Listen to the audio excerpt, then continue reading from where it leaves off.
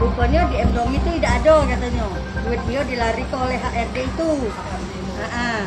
Dia ngomong. Nah sudah itu HRD itu lari, kami minta balik ke duitnya. Duitnya itu tidak kate. Nah, siapa yang merekrut itu? Merekrut. Iya, modus rekrutnya cak mana? Cak apa? Kamu kan pasti ditawari oleh pelaku kan? Nah, cak mana cara modus dia? Modusnya tuh tahunya kamu masuk. Kirim ke baik KTP anak kamu sama duit. Nah, jadi kamu dia bu, natengi kamu. Iya, natengi itu datang ke rumah. Datang ke rumah deh. Jadi door to door datangnya. Tidak. Namanya? Namanya pelakunya. Nama pelakunya Ririn Anjani ya. Dia pegawai di situ apa dia? Ririn Anjani katanya dulu tuh mantan dari Mdomi katanya. Dia ngaku itu. Tapi dia Ririn Anjani ya. Ada berapa kok ini? 60. 60. Ini dari Kertapati be. Dari Kertapati kalau. Tanggung Untung itu. Berapa tahun umurnya Ririn Anjani ini? Ada KTP-nya. Bu, ini awalnya dari bulan berapa, Bu? Dari tanggal 30 Juni. Kalau awalnya itu benar itu apa? Perekrutnya tanggal 30 Juni ya perekrutannya ya. Iya, janji-janji kan. 30 Juni dia ngembek pegawai ini mak mano lewat iklan apa ngomong secara langsung? Secara langsung ya. Ngomong bertemu berarti Bu ya? Ketemu kami berkumpul jadi. Bertemu di mana? Bertemu di rumah tetangga kan. Jadi diiming-imingnya cak mana pertamanya? Oh, siapa yang nak masuk menjadi pegawai di Iya, PT Indomie? Aku kan sudah ngomongin. Cak Mano anak aku nih nak pegawai di Malaysia.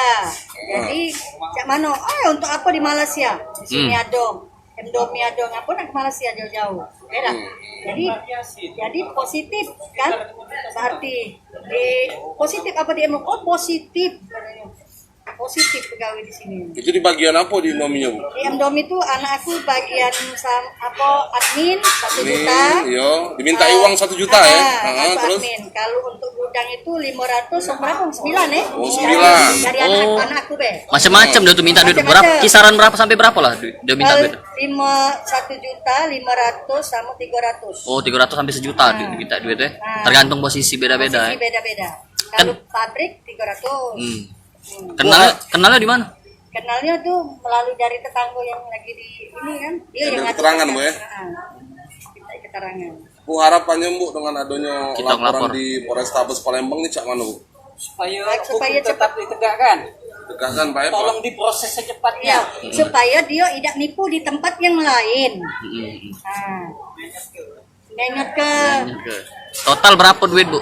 Dari total 28 juta. 28. Itu yang Dengan itu lain. dengan ini lain kami 5 juta setengah lain. Jadi Itu berapa? sekitar 30 sekian. 30 juta 500. 30-an. Kalau untuk korban berapa total, Bu? 60 jadi 64 di situ ya. Sama kita 64 ya. 64 korban, Bu ya. Itu di Kertapati Galuh tuh. 64 itu. Yang kita kebutuhan banyak masih di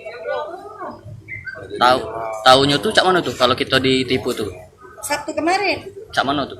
kami omongin cak mana ini Senin kayak tidak kate katanya, tidak masuk, tidak kate ini di Indomie. Kami minta balik duit, dia ada kate duitnya. Kita sempat nanya ke pihak Indominya. Tidak, karena tidak ada, kita kan tidak nyangkut. Oh, langsung dari dia ya. Kan kita pengakuan dia baik. Sekarang pas pacak dihubungi enggak? Sekarang kan bisa. Masih bisa. Cuma enggak gatik kepastian. Dia kan kami kan janji hari ini bertemu jam 3 sama dia. Nah, makanya Mas aku kalau sudah pengaduan ini Mas Sarungnya berapa kan? Berarti ada rentang waktu sekitar 3 bulanan ya dari kita dapat penawaran ya. Diimingi masuk apa? Masuk itu di bagian Nama kita siapa? tahu aku itu dari mana? Ibu Wati. Wati ya. Wati, berapa? Ya, ini yang Udah berapa lama kamu ini masuk ke itu nunjuk ke duit? 2 bulan lebih, sampai hari ini belum gawe? Belum, dijanji hari ini belum ada duitnya. Belum ada. Oh awalnya nawarin kerja tuh gimana? Dari ini. Ayu juga, Ayu Wati dari ini juga tetangganya ya. Dari mulut. kami kan berharap. Siapa nama kita, Dek? Hah? Lola. Lola, berapa umurnya? 20. Oke. Ini tadi Tribuners pengakuan dari korban yang diduga menjadi korban penipuan masuk kerja PT Indomie di Palembang ini. Banyak korbannya yang sedang bikin laporan di Polrestabes Palembang. Jangan lupa subscribe, share, komen, dan like ya.